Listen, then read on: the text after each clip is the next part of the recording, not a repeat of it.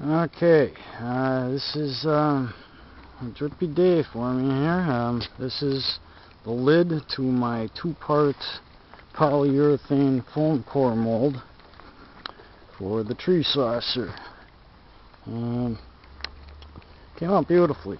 Over here we got the plug. It's a 1/5. It's going to be a 1/5 section mold. So I'll have to make 5-part runs to make a single saucer. And you can see the top of the plug is done. The plug will be coming out after I cast the tray. I'm working on the underside of the plug at this point. This is a CAD drawing of the interior. It's very rough, but once I get in there, I just, it's basically roughed it out, make sure I got enough room to do everything. It's a 8.5 foot diameter suspendable tree house, and it's also as well as a hunting cabin in that sense, it's also a fishing boat. It's got a lead acid battery keel that houses 400 amp hour 12 volt batteries, and gives the electrical ballast for a renewable friendly source. There'll be the bed here, curves around, but it'll sleep 2 people. A little tight, cozy, but this is one of the 2 chairs. There's 2 chairs. The dining tables will fold out from the kitchen in either direction. There's 2 burners, electric, a sink. We're going to have a point source water heater that feeds the shower, which is in the ladder wall. There's a ladder coming down from the skylight hatch. If you look here, there's a skylight hatch and a ladder wall, and the shower nozzle will be on the ladder wall as well as the controls, and the shower curtain pulls out of the side of the ladder wall and goes all the way around. This is a small composting toilet, very efficient.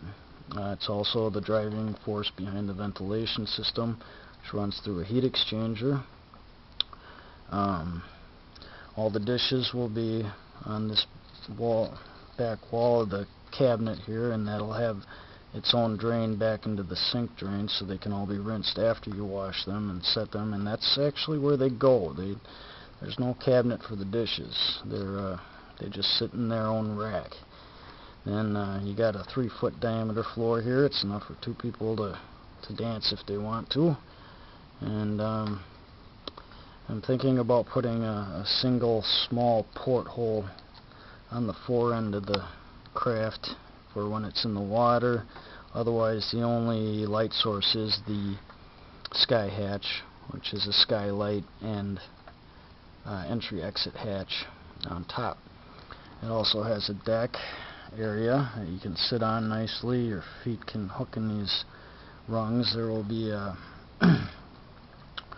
like a railing going all the way around, which is also used to tie off to the trees. There'll be 3 winches on the deck for sailing, and as well as hooking into the trees. These bottom ones are for grabbing onto when you're swimming in the water. There'll be a small swim deck off the back, which will also be a deck in the trees to hook your